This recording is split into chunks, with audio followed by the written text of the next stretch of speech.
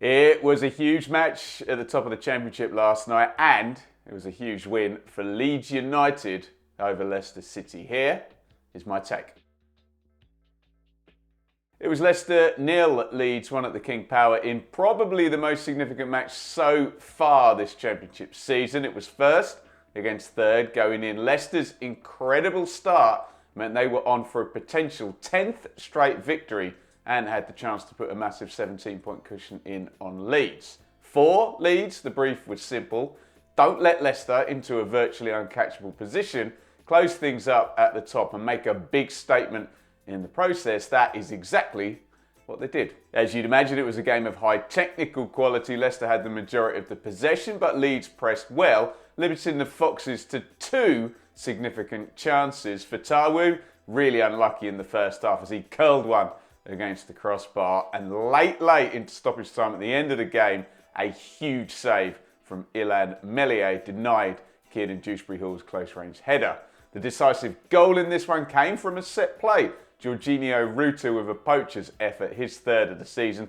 It won't be the most spectacular goal he scores this campaign, but it might be the most vital. Let's be very honest, from a Leicester point of view, winning an unprecedented 13 games out of the first 14 does give you a hell of a lot of credit in the bank and margin for error. And not too much changes in terms of their promotion opportunities. This run of 9 straight wins followed their last defeat against Hull. Now, I'm not suggesting a similar stellar run would be necessary, but even a slightly above average reaction and run into Christmas, and they'll likely still be tracking for an impressive 100-point season in most outcomes. It's from a Leeds point of view that this result is far more pertinent. Obviously, an 11-point gap up to Leicester is still a pretty huge one, but it's a far more favourable number to chase than 17. And as we said going in, for Leeds and indeed Southampton, they'd rather be chasing 2 automatic places than 1 if they can manage to hold on to Leicester's coattails.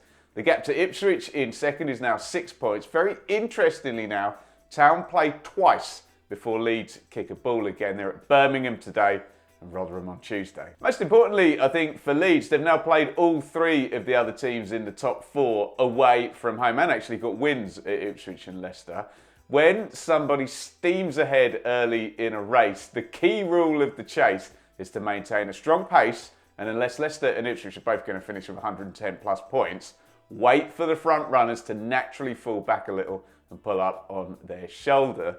That is 8 wins in the last 12 for Leeds, and they're nearly up on that fabled 2 points per game ratio now that would get you automatic promotion in 80% of the last 10 seasons. The team looks settled, other than perhaps the fullback spots, and Daniel Farke is starting to build the rhythm and muscle memory that he has done, and that has seen him win 2 titles from this division previously. Obviously, look, things change fast, maybe even this afternoon as we get into the bulk of the round 15 fixtures. So far, we've had a runaway top 2, so maybe for the neutral, a Leeds win last night was the favourable result, as 3 or 4 teams could be in an automatic chase. Perhaps Leicester and Ipswich regress naturally away from a less record-breaking pace, and Leeds, Southampton and whoever else has the lungs move towards that promotion pace.